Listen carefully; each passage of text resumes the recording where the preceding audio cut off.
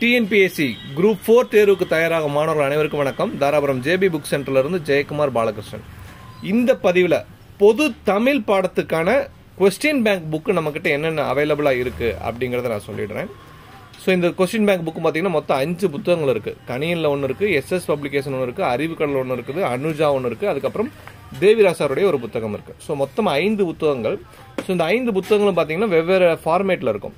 For example இந்த 2 புத்தகங்கள் SS பப்ளிகேஷனும் அறிவுக்கடலும் பார்த்தீங்க அப்படின்னா ஒவ்வொரு பாட வாரியாக இயல் வாரியாக இருக்கும். சரிங்களா? இதுக்கு வந்து இயல் 1 இயல் 2ன்னு ஆரம்பிச்சு அதே மாதிரி 2 புத்தகங்களும் கவர் பண்ணியிருப்பாங்க. வேற இந்த கணியனும் அனுஜாவும் பார்த்தீங்கன்னா நீங்கள் வந்து 6ஆம் வகுப்புனா 6ஆம் வகுப்பு முடிச்சிருக்கணும். அதுக்கப்புறம் தான் ஒவ்வொரு கொஸ்டின் பேப்பரும் அட்டன் பண்ண முடியும். 6, 7, 8, 9, 12 வரைக்கும் கொடுத்துருப்பாங்க. அனுஜாவில் 2 வால்யூம் கொடுத்துருக்காங்க. அப்புறம் மிக்சடாகவும் சேர்ந்து நீங்கள் அட்டன் பண்ணலாம். கணியனை பொறுத்த வரைக்கும் ஃபுல் சிலபஸும் அட்டன் பண்ணலாம், பாட வாரியாகவும் அட்டன் பண்ணலாம். தேவிரா வந்து பார்த்தீங்க அப்படின்னா நீங்கள் கம்ப்ளீட் சிலபஸ் பொது தமிழ் முடிச்சதுக்கப்புறம் கம்ப்ளீட் டெஸ்ட் போட்டு பார்க்கணும்னா தேவிரா யூஸ் பண்ணலாம்.